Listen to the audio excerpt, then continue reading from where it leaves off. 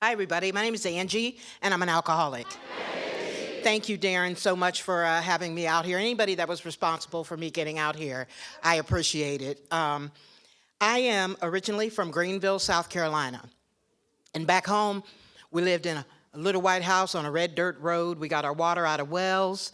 We, you know, ate cornbread and drank buttermilk for fun. And I'm from a family of Baptist ministers. So they basically had a plan for me. I've been singing since I was a young girl, and so my dad pulled me to the side one day and told me that I was going to have to make all the money for the family with my voice. So I just took off on my big wheel and thought about it, and so yeah. I had flaming red hair and freckles growing up. Nobody else in my family did. And one day my brother had me locked in the outhouse, and he said, "I know why you look the way you do, because the mailman's your daddy." So when I saw the mailman, I was like, "Daddy!" And I ran up to him and just put his arms around me and told me how cute I was. And thank God for the book and sponsorship. That turned out to be a little pattern for me, actually. That if you just pat me on the head and tell me how cute I am, we're basically married at that point. And 6 months down the line, I'm asking you your last name again. So yeah, my dad got a job preaching in Cincinnati, and we moved from South Carolina to Cincinnati. And I can tell you that when we hit Cincinnati, I lost my mind. We were in the country, down south, but this was the city. And we moved up, and my dad had been traveling back and forth to find us a place to live. And in the process, he found himself a little girlfriend. And so he moved us up to this little town, and then he went up the hill to live with his girlfriend and her family. And my brother, thank God for Alcoholics Anonymous, my brother doesn't have this gift. And a long time ago, I don't know if they do it now, but when you were 16, you got your dad's car. And he was supposed to get my dad's car, and my dad gave it to his girlfriend's son. And my brother has nurtured that resentment like a pro. Like a pro. I mean, he is angry still. He didn't even come to my dad's funeral. That's how mad he was. And I'm so thankful that that I have things to do here in AA. You know what I mean? He doesn't have that. But so we moved to Laughlin, and my mom was very, very, she sent us to Catholic schools. And she sat us down and told us that we had 3 things going for us, and then we had 3 things that weren't going to be for us. And she said the 3 things that aren't going to be for us is that we're black, and that if we're going to be, we're going to do this, we're going to have to be educated. And so my mother was really into school. Like, we couldn't use any slang. We couldn't cuss. We couldn't do any. We couldn't even say fart. We had to say flagellate, and that'll get you beat up at school.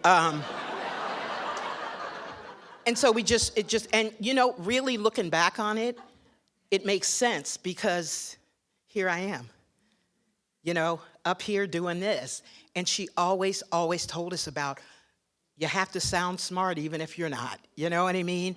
And I lost both of my parents to COVID, and it was a very difficult time. But let me tell you about this neighborhood we lived in. They said it was the ghetto. They said we lived in the projects, but it was just 2 buildings. And everybody knew each other in this little town, and my mother was very light-skinned, and about this time, Martin Luther King had been shot. It was all this rioting going on, and they attacked my mother because she was very light-skinned. And that's how I kind of learned about, the whole Martin Luther King thing.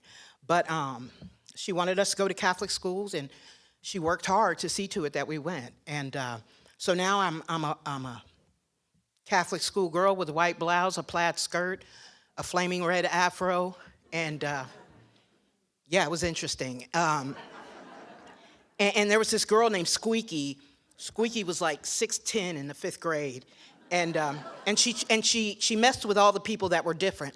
And I knew that I looked different, and I knew that my day would be coming. And one day I'm on my way home, and I'm walking to my house, and all of a sudden I hear feet behind me, and it's Squeaky and her posse.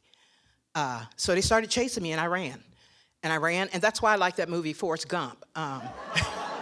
When he ran out of his braces, if I would have had braces on, I'd have run up out of them because they were chasing me hard.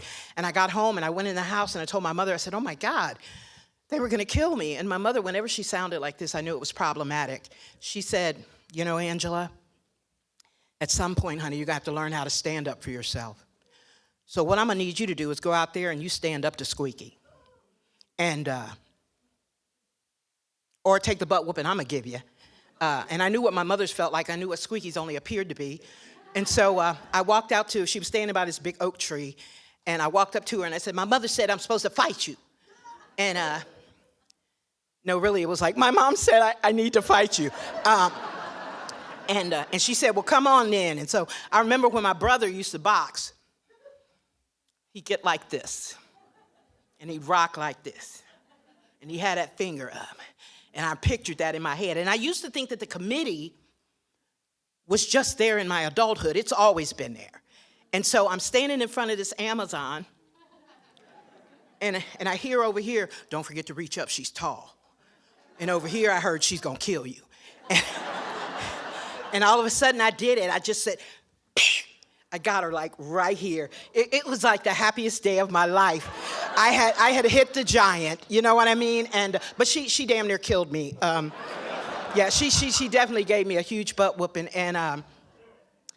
So we stayed down there for a little while in the ghetto, and my mom got a better job, and she moved us to an all-white neighborhood. So from the age of 13 to 20, I wasn't even black anymore. I listened to Bob Seger and the Silver Bullet Band.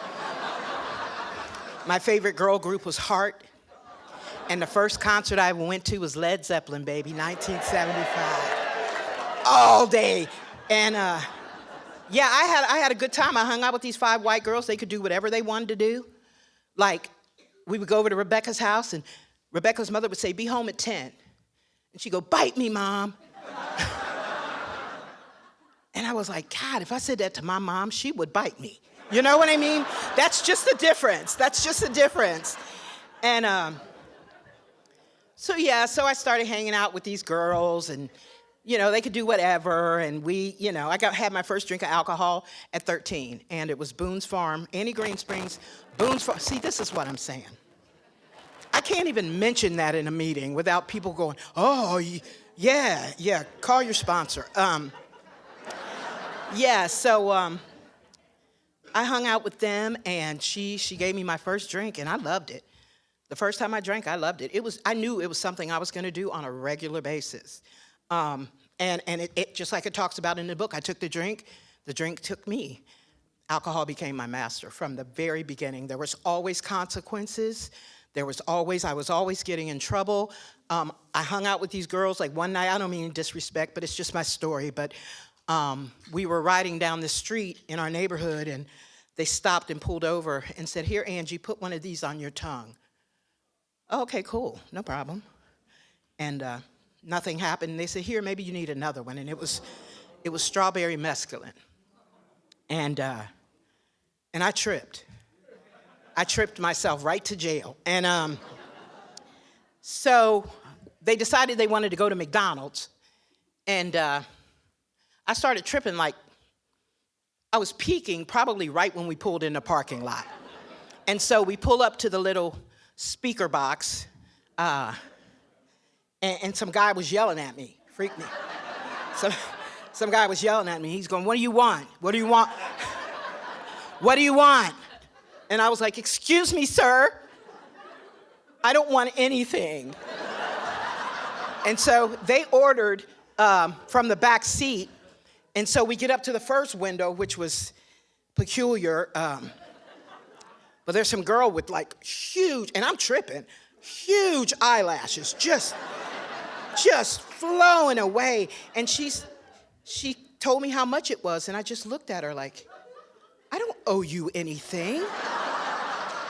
I do not owe you anything.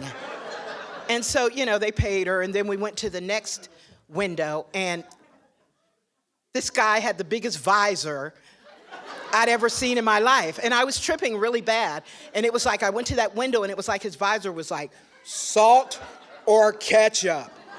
Salt or ketchup. And I froze at that point, and I froze so bad that they called the police because the drive-through line was all the way up the street. And then I tried to go, but the car wouldn't go. And so this police officer pulls like right in front of me. And when he got out of the police car, he was the biggest, fattest cop I'd ever seen in my life. I couldn't even believe he had a job. And he's just walking towards me, jiggling, you know, and his keys are jiggling. And he comes over to the window, and we're in a convertible, but I rolled the windows up. And he comes over to it, and he goes, ma'am, can you roll the window down? And I'm like, I can see you, you can see me. What's the problem? He goes, ma'am, roll the window down. And they were like, roll it down, Angie. So I rolled it down, and I said, my car won't start. I don't know what's going on. And he goes, well, in America, when we want our cars to go, we usually put them in drive. He goes, pull over there for me. So we pulled over there, and he, you know, told me all this stuff, and then he took me in. And I'm going to tell you guys this because it sounds so crazy, but I can tell you for a fact it happened. Right when I got in the back of the car, I looked at his badge, and his badge had lips, and he was like, you going to jail. You going to jail today. And so all the way to the police station, I'm going, man, get your badge. Would you stop your badge from talking to me? And so they called my mom, and my mom they said, you know, Miss Pepper, we have your daughter down here. And she goes, well, make sure she stays warm, and hung up. And I was like, that's my mom, dude. She doesn't, you know, she don't play around. And so I ended up going to juvenile. And so I'm in juvie lying. You know, they were like, how did you, you know, what are you here for? And I was like, murder. And so they stayed away from me. They really, truly did. And they would have beat me up if they would have really knew why I was there. And so, yeah, that started my going to jail, was juvenile. And I got out, promised everybody I'd go to school and do the right thing, and it didn't happen like that. I started hanging out in clubs very early.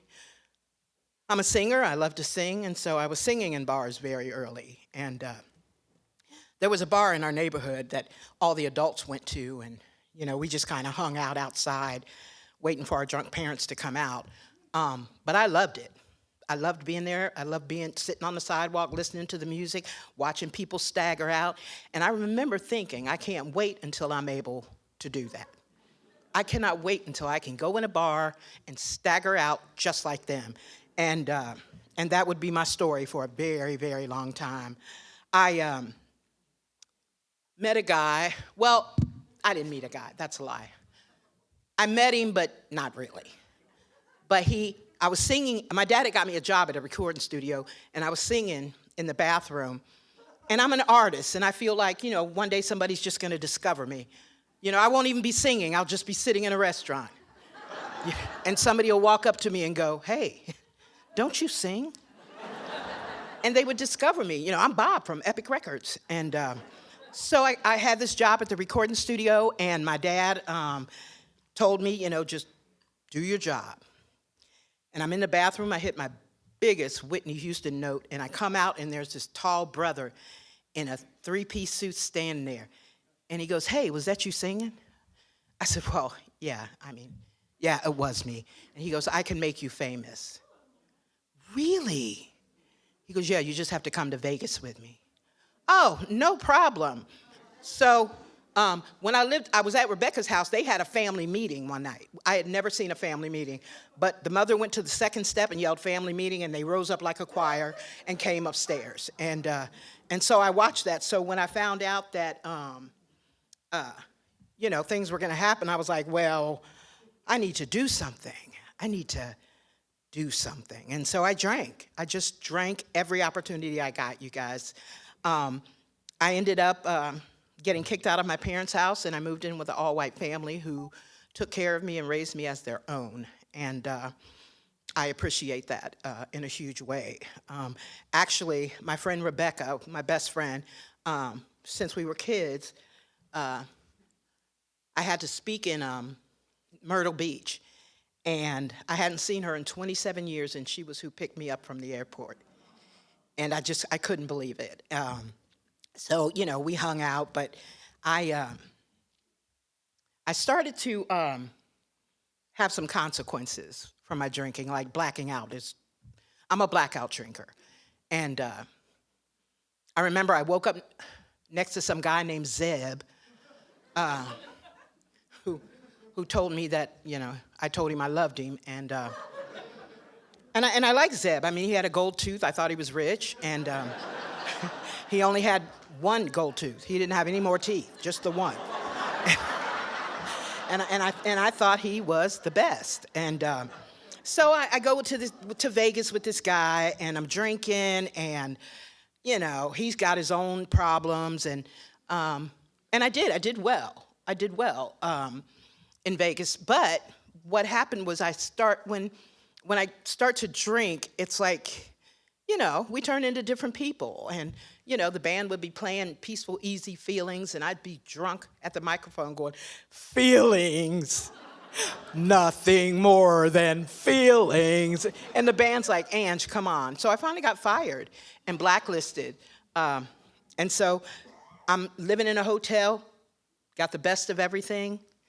I get blacklisted, we lose it all, and we're living in dives. And this gentleman left one day and was gone for 3 days, and I was in the hotel. And he came back and said that he needed me to take him to the store. And so I have a bottle of Thunderbird Classic between my legs, and I'm driving him to the store. And when he gets to the store, he goes in and he robs the place, and he shoots and kills the owner. And so, you guys are so funny. We are, it's like we're out like getting stabbed and everything. And it's like I mentioned that and everybody's like, yeah, that's what happened. But he went in and shot and killed the owner. He ran out with blood all over him and told me to go, and that's what I did. And a few short blocks, we would be surrounded by the police. And this is when I knew that my drinking had started to become a problem, because when he pulled me, no, seriously, when the police pulled me out of the car, I had that bottle of Thunderbird Classic. And I remember asking that cop if I could drink the rest of that. And he was looking at me like, you're getting ready to go to jail for murder, and you want to drink that alcohol? And I was like, yes, I do. And we went on trial. This gentleman just died in that Nevada prison just a couple years ago. And here I am in Santa Barbara. You know what I mean? And that was his journey, and this is mine. So I came back to Cincinnati, and I said that, the governor gave me a floater out of the state of Nevada, which means do not come back. And so I went home, and I told everybody I was going to do right, and I meant that. I started to hang out in the streets of Cincinnati, doing all kinds of stuff, and just drinking alcohol. I met these 3 guys that were no neck, greasy feet, and tie-dye.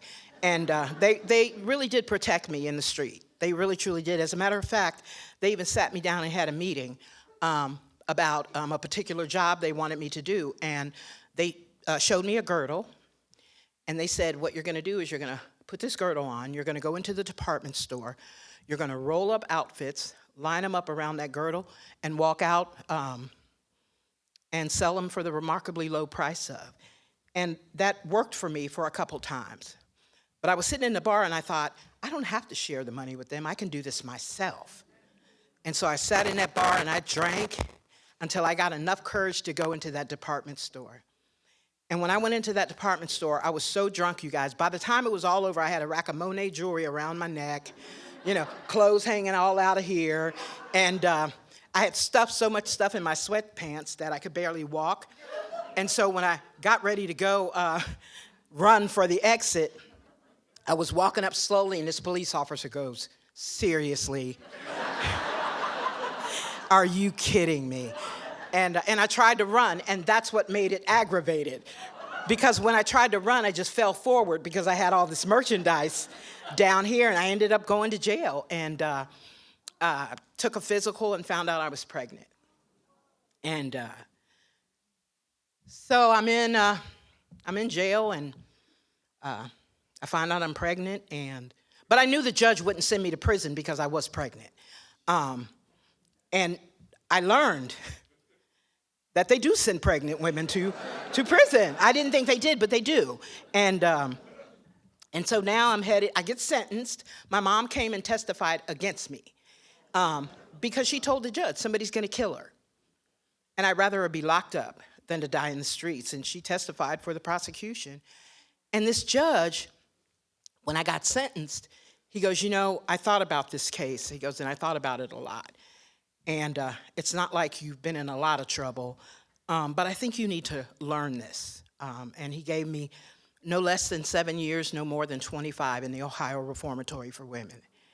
And I went up to that prison, and I got a baby growing inside of me, and the only thing that kept me from losing my mind was that I would rub my stomach and talk to my child. And I would talk to my child, and I would say things like, when you get out, we're going to have a good life. I'm going to meet you there, but we're going to have a good life. And I meant that, you guys, from the bottom of my heart. And when I got out of prison, my son was 4 years old. And all the way down the highway, all I could think about was my child. All I could think about was just holding his hand and being his mom. Got to the Greyhound bus station, and it's more about alcohol. It said suddenly the thought crossed his mind that he could put a little whiskey in his milk. He sensed he wasn't being a bit too smart, and I went up to that bar, and it would be months before I saw my child. I didn't have the type of parents where I could just say, come and get me, I'm drunk. I got out of prison, and I didn't even go home. And I had a kid waiting for me, and I stayed drinking downtown Cincinnati, and my mother, I had called her to see if I could come over and see my child, and she said, yeah, can you be here this particular day? And I go, I'm drunk, and there were two white men in suits sitting in my mother's living room, and there was some papers over here with a pen, and then there was $250 right here. And that's all I could focus on was that. And I signed those papers, and what I did was I signed my parental rights away. And they kept my son. And I wasn't allowed to see him. They said I couldn't see him until I got sober. And as much as I love my child, today I understand that I have something that's more powerful than the love I feel for my children. And I fought it tooth and nail. And when I went to the bar, when I got down to the Greyhound bus station, I went to the bar where everybody knows my name. And I walked in, and everybody was like, hey. And I partied. And there's that little bit on the inside of me that said, you really should go home, Angie. But I couldn't go home without a good excuse. And drinking was not a good excuse. My parents did not play that. My father, whenever I got into trouble, he would be sitting at the kitchen table with the biggest Bible I ever seen in my life. And he would just flip those pages and go, what do you think it says in here about your behavior? What are you going to do? What do you think this is going to do? You're going to go to hell. What are you going to? My dad was a pastor. He was just telling me what he thought. And I went back downtown and started drinking and hanging out. And there was a hole in my soul about my son. Because I really do feel in my heart that that was the best thing that happened to me. And I couldn't even get to him. And I ended up getting pregnant again with my daughter. And I'm not proud of this, but I drank my entire pregnancy. If you're an alcoholic like me, if you don't acknowledge it, it didn't happen. And I drank my whole entire pregnancy. And when my daughter was born, my daughter was inebriated. The doctors, they took her, because I was giving her up for adoption. And so the doctors came, they took her to nursery and took me to medical. And the doctors came in like 20 minutes later, and they were yelling at me and asking me, how much do I drink? And I said, I just drink. I don't know how much I drink. He goes, we need to know. Your daughter is suffering. We need to know. What you've done is that she'll never be a normal child. You didn't even take her, you didn't even go to the doctor. And I said, I know, I drink. And he goes, you've ruined her. My mother being who she is, she found out I was over in Bloomington, Indiana. I had just given birth. And my mother called the University of Indiana Hospital and said, do not give that child up for adoption, that she has next of kin that'll take her. And I talked to my mom, and she said, Angie, just come home. Just come home. And I took that trip with my newborn daughter. Well, she had to stay a week until the alcohol got out of her system. And we got on the Greyhound bus, headed to Cincinnati, and right at the Greyhound bus station was a liquor store. And I went in and I bought a bottle, and on that bus ride, I had her in this arm, and I was drinking the whole time. By the time we got to Cincinnati, the driver went into the terminal and said, whoever's here to get this woman with this newborn baby, get her before she hurts her. And it really made me angry. And I grabbed her up, and I grabbed my diaper bag, and I had that bottle in my hand. And I'm walking towards getting off the bus, and I slipped. I can tell you without a shadow of a doubt that if it would have been between that bottle hitting the ground and my kid, that bottle was going to stay. That's my alcoholism. And my dad, we went out into the terminal, and my dad walked up to me and took her out of my arms and said, I got her. And I said, Daddy, what am I supposed to do? He said, I don't know what you're supposed to do, but she didn't ask for this. And so now they have both of my children. And my daughter was, they said that her brain had swollen. She had like a really huge head. Because of the alcohol, her brain had swollen, and they said she'd grow into her head eventually, and she did. But I want to tell you that they told me that I had really, really, given her ticket to a bad life. And I need to tell you that my daughter just finished her doctorate. And I'm so proud of her, I don't know what to do. And my son, I was, pregnant in prison, so I wasn't doing any drugs or anything, and he ain't got the sense God gave him. You know what I mean? He's doing really well in his life, but he smokes a lot of weed, and he calls it his medicine. And so I really, really tried to get sober for my kids. Like that's what I thought. If I could just stop drinking, I could be a mother. If I just stopped drinking, I could lead some sort of life. But I never truly believed it on the inside. And I ended up hanging out in the same places, doing the same thing. And by this time, I was living on the banks of the Ohio River in a homeless camp. And some things happened to me at that homeless camp that I can't tell you from this podium. But I will tell you that God sent an angel to me. And this social worker came down to the camp, and she goes, look, if I find you a place to stay, would you go? She goes, you just don't look like you belong down here. Nobody belongs down here. So I said, yeah, and she put me in this house for wayward women. And I stayed there for a little while, and I met a woman who was a member of Alcoholics Anonymous.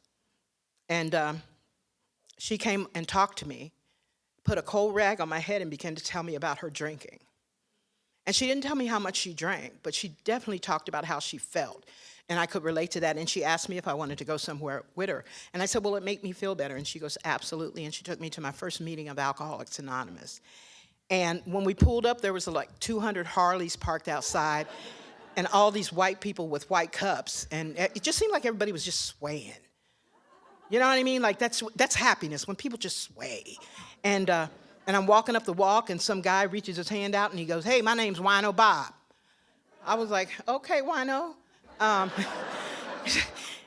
Next one was like, hey, I'm Big Book Tony. Okay, Big Book. And I'm going up the steps, and this biker guy's standing there, and he puts his arms around me, and he lifts me up, and he goes, my name's Squirrel. Welcome to Alcoholics Anonymous. And I was like, Alcoholics Anonymous? I was like, man, I am at the lowest to be here. And we went in, and some guy was up there telling how thankful he was, and I was not the least bit interested. But he said something like this. He said, I haven't beat my wife in about 3 weeks. My kids all live with me. We're happy. And they all work for me, and we're rich. I'm thankful for Alcoholics Anonymous. Why I'm grateful. Why I'm thankfully grateful for alcohol. I said, well, damn. You know what I mean? He's happy to be here. And I stayed. I didn't have anywhere else to go. Nothing. So I stayed. And I started sponsoring people without having working a step. I sponsored them because they were black. And there weren't a lot of black people in AA. Well, kind of like tonight. Not a lot, just a few. You know what I mean? It's okay. I feel you. I love you all. Power to the people. And so I am really hot. Okay, I got to take a minute because I'm hot. Huh? You think that'll help? Oh, thank you. Huh? Yeah, come on so I can put my boots on the ground. Thank you so much, ma'am. I appreciate that. I mean, sir. Thank you. So, anyway, oh no, we better not do that. I am not good with stuff, so I knock stuff over a lot. But anyway, where was I at? Yes. Huh? My first meeting. Okay. So anyway, after the meeting, we talked, and she took me back down to the place, and I started going to meetings. Never believing I was really like you. If anything, I believed that I was there to help you guys, because this was clearly, a white disease.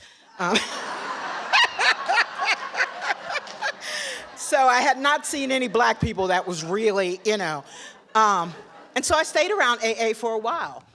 And I was sitting at a meeting, and somebody said that God was using them as an instrument. I said, you know what? I think God's using me as an instrument too. And I think he wants me to bring some black people into the A&A.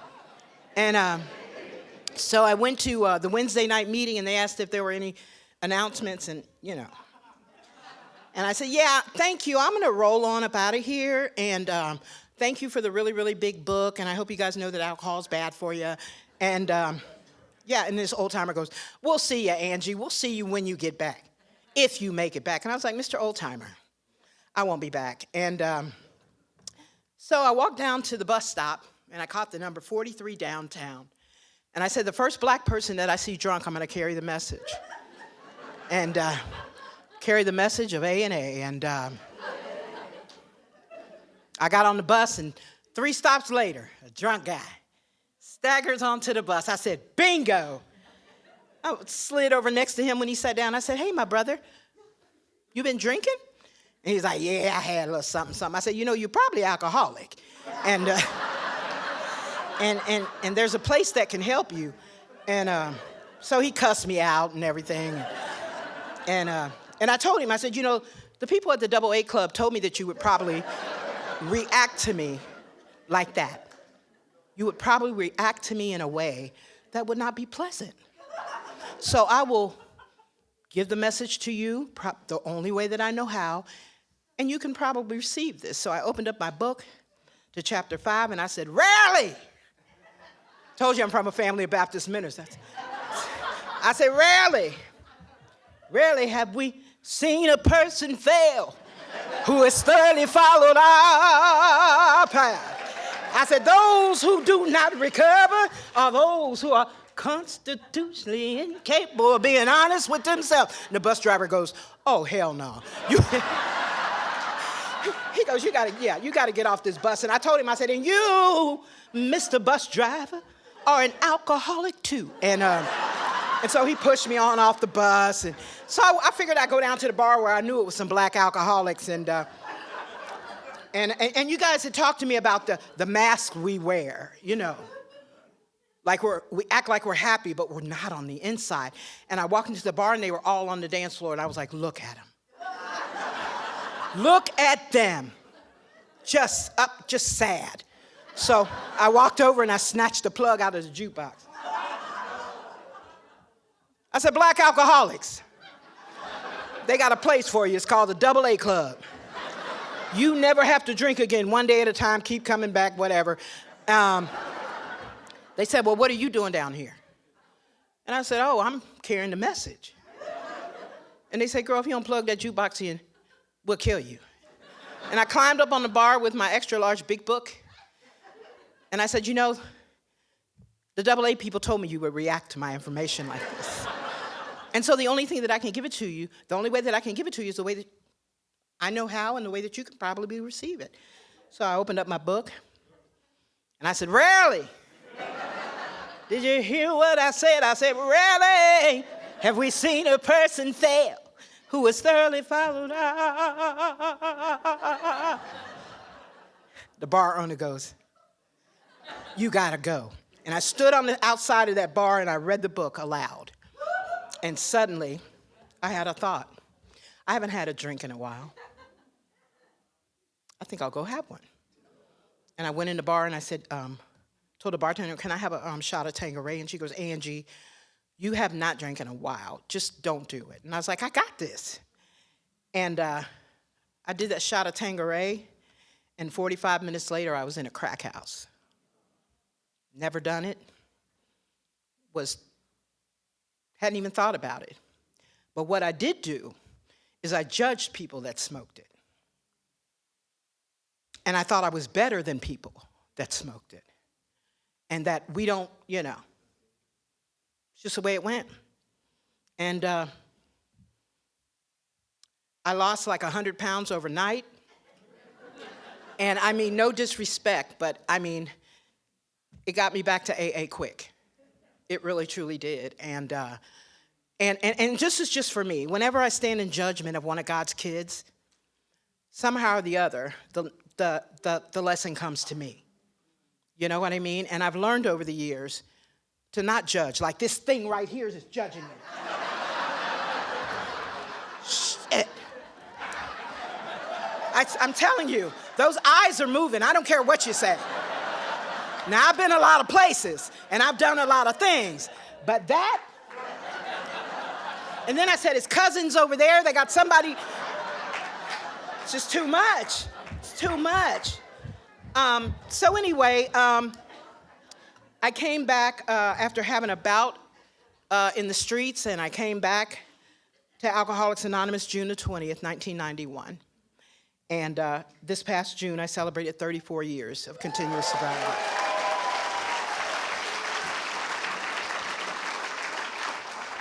And that's huge for me. It really, truly is. I was somebody who lived a street life. Everything I did was about the streets. Everything I learned in life, I learned on the street. And I had a very rough go of it. I had a cocaine-induced heart attack, and the people that I was with left me. Didn't call anybody. They just left me in that abandoned building by myself. And if it wasn't for this woman named Miss Janie who saw my gym shoes, you'd have a different speaker today. You'd have a different speaker. And so I got sober. I didn't graduate high school. I didn't even go too much. The only reason why I would show up is if there was a musical that I wanted to audition for. So I got my GED, studied for it, and people in AA helped me. People in AA tutored me. And when I took the GED, I got a perfect score. And that was just so huge for me. And for the first time in my life, I'm like, oh my God, I can go to college. I can go to college, me. And I ran up to the University of Cincinnati and went into admissions, and I was like, I want to go to college. And she goes, well, honey, what do you want to do? I don't know. And so they had just incorporated the School of Addiction Studies to the University of Cincinnati. And I went through that program and started working in treatment. Nobody else would hire me because I have a really bad record. A couple bank robberies. You know what I mean? Like what? The first time we got away, the second, not so good. But yeah, so I started doing I had a sponsor that was from England. And they said that if I got a sponsor, I need to get one that I wanted what she had. And she had like this really cute red sports car and a little Mr. T starter set and rings on every finger. And I was like, well, there's my sponsor right there. And so she's coming up the walk, and I said, hey, lady, you want to be my sponsor? And she goes, I'd love to be your sponsor. I said, can I drive your car? And she goes, oh, keep coming back. And she would sponsor me for a very, very long time. And she drank again. And yeah, that was a rough go of it. But that was her story. I didn't stay with her because I know how to drink. I don't know how to be sober. And so a lot of the girls that she sponsored forgave her and stayed with her. That was not the case with me. So in 2005, I got asked to speak at the International Convention in Toronto. And I had no idea. I didn't even know why they wanted me. But I had spoken in Cleveland, and he taped it, and he sent the tape to New York, and New York called me. And when they called, dude was like, yeah, this is so-and-so from AA World Services. And I was like, I thought it was my friend Tony playing on my phone. And I was like, Tony, do not call my house again. I am so sick of you.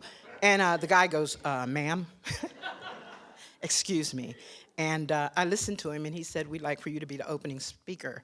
Have you registered? And I said, no, they said they weren't, taking felons. And he goes, do me a favor, call this person, call that person. I called the Canadian consulate. I sent him a letter. People wrote letters, and the day that we were leaving for the international, my letter came in the mail that welcomed me to Canada.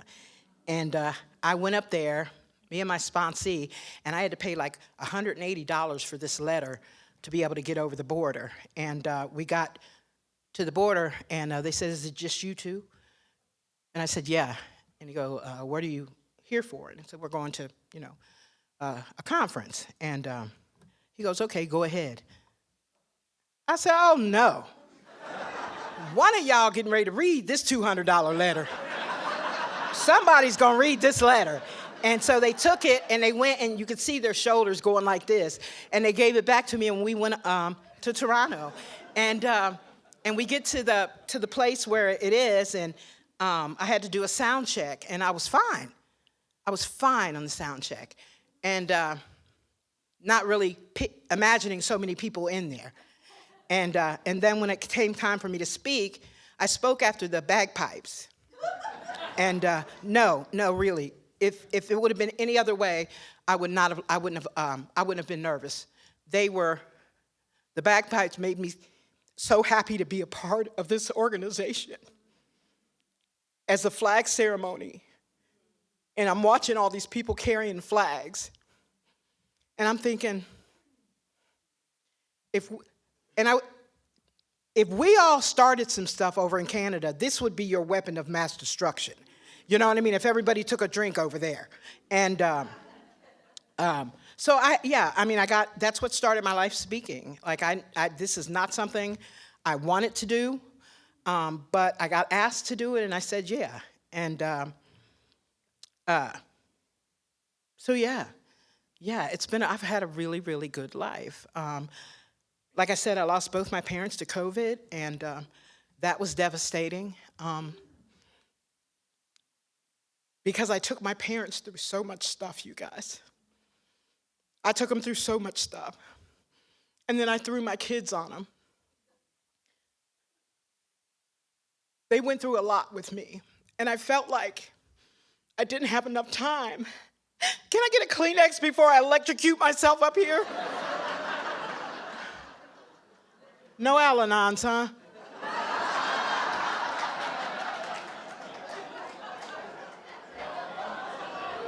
Look at him. Thank you. Thank you. So, yeah. And look at you. God, well, look at here. Yeah, we don't ever do anything small, do we? And, and so I did both my parents' eulogy, and AA showed up at both my parents' funerals. And they took care of me. I didn't have to do anything but just be at my parents' funeral and be their daughter.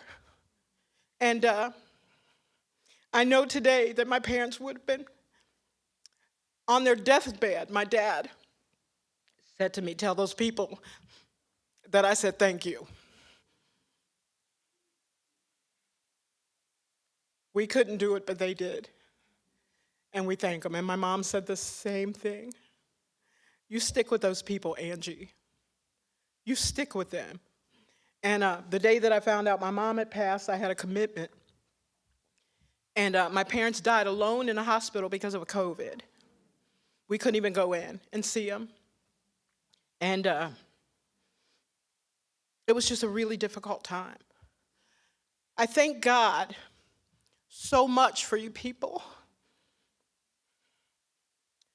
AA has been there for me when nobody else was there. AA showed up to my college graduation, showed up to my gigs, and for the first time in my life, you guys, I felt supported and loved. And I hadn't felt that way in a very long time. My mother was very mentally ill. And I was able to take care of my parents until we had to let them go into the hospital. And I will be forever grateful for the program of AA, who made that a lot lighter for me. Like I told you, I've been singing for a very long time, and I'm a minister of music at my church, and life has changed for me in a huge way. And that little stinking girl, homeless girl, hair matted to my head, same clothes on for days, walking the streets of Cincinnati, no connection to anybody or anyone. I came here and I connected with you. And the one thing that my sponsor told me, she said, I can guarantee you that if you do these things, you can stay sober one day at a time for the rest of your life. And I took that to heart. I took it to heart. I go to meetings today just like I did when I first got sober. I'm retired now. I got sick and had to retire. And I've had a blast because what it does is give me an opportunity to travel. And traveling and speaking for AA it's rough. You guys see us when we get here. But honey, there's a lot that we have to go through to get here. You know what I mean? So anyway, how much time do I have left, Darren? Whatever, all night.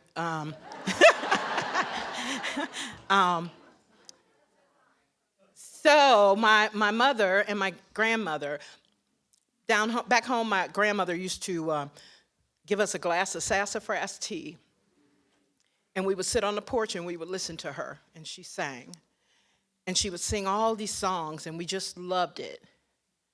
And so I always close my talk with this particular song because it's my mom and my big mamas. So I'm going to close with this if you don't mind.